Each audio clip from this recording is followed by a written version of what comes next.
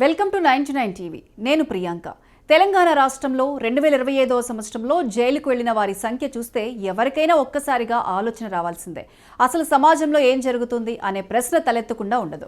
గత ఏడాదితో పోలిస్తే ఖైదీల సంఖ్య దాదాపు 12% పెరగడం, మొత్తం 42,566 మంది జైలుకు వెళ్లారని రాష్ట్ర జైళ్ల శాఖ వెల్లడించడం నిజంగా ఆందోళనకర విషయమే.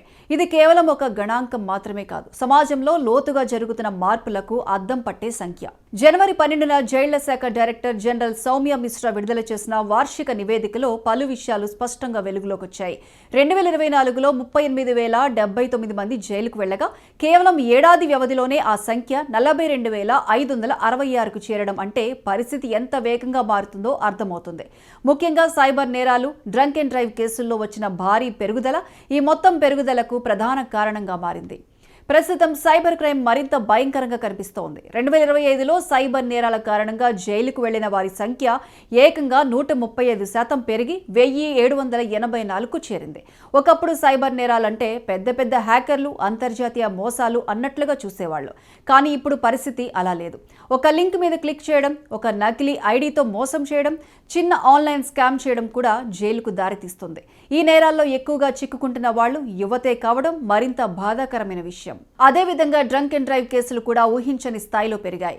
152% పెరుగుదలతో 2,833 మంది కటకటాల పాలయ్యారు. ఇది కేవలం చట్టం కఠినంగా అమలవుతోందని చెప్పడానికే కాదు, రోడ్డు మీద బాధ్యత లేకుండా వాహనం నడిపే సంస్కృతి ఎంత ప్రమాదకరంగా మారిందో చూపిస్తోంది. ఒక చిన్న సరదా, పార్టీలో తాగిన మత్తు చివరికి జీవితాన్ని నాశనం చేసే స్థాయికి వెళ్లిపోతుందనే విషయం చాలా మందికి ఆలస్యంగా అర్థమవుతుంది.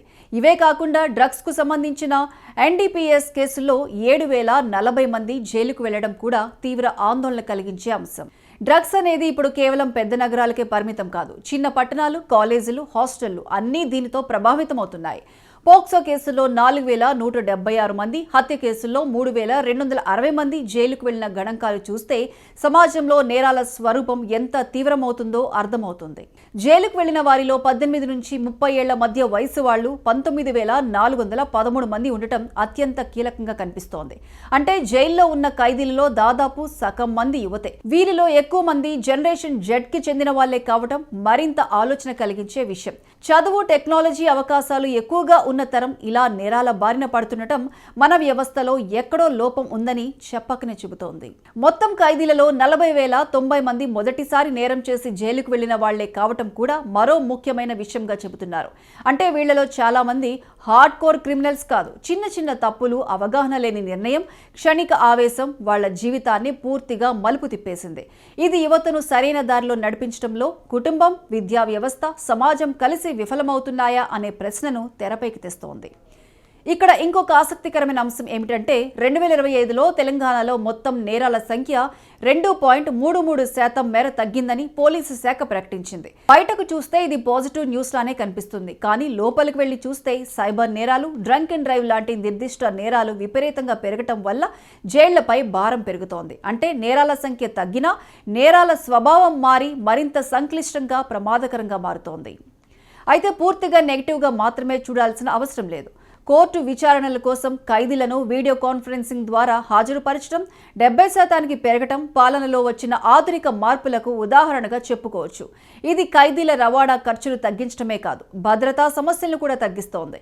టెక్నాలజీని సరిగ్గా వాడుకుంటే వ్యవస్థ ఎంత మెరుగ్గా పనిచేయగలదో దీనివల్ల తెలుస్తోంది. యువతను లక్ష్యంగా చేసుకుని ఆన్లైన్ భద్రత, సైబర్ అవగాహన, రోడ్డు భద్రతపై పెద్ద ఎత్తున అవగాహన కార్యక్రమాలు చేపట్టాల్సిన అవసరం ఎంతైనా ఉంది. స్కూల్ స్థాయి నుంచే చట్టాలపై అవగాహన, డిజిటల్ లిటరసీ, బాధ్యతాయుతమైన ప్రవర్తన గురించి చెప్పాల్సిన పరిస్థితి వచ్చింది. లేకపోతే ఈ సంఖ్యలు ఇంకా పెరిగే ప్రమాదం ఉంది. మొత్తానికి 2025లో తెలంగాణ జైళ్ల గణాంకాలు కేవలం సంఖ్యలు మాత్రమే కాదు, అవి మన సమాజానికి ఒక హెచ్చరిక కూడా. ఇప్పుడైనా ఆగి ఆలోచించకపోతే రేపు మరింత పెద్ద సమస్యగా మారే అవకాశం ఉంది. యువతను నేరాల నుంచి దూరంగా ఉంచడం అంటే వాళ్లను కట్టడి చేయడం కాదు, సరైన దారి చూపించడం.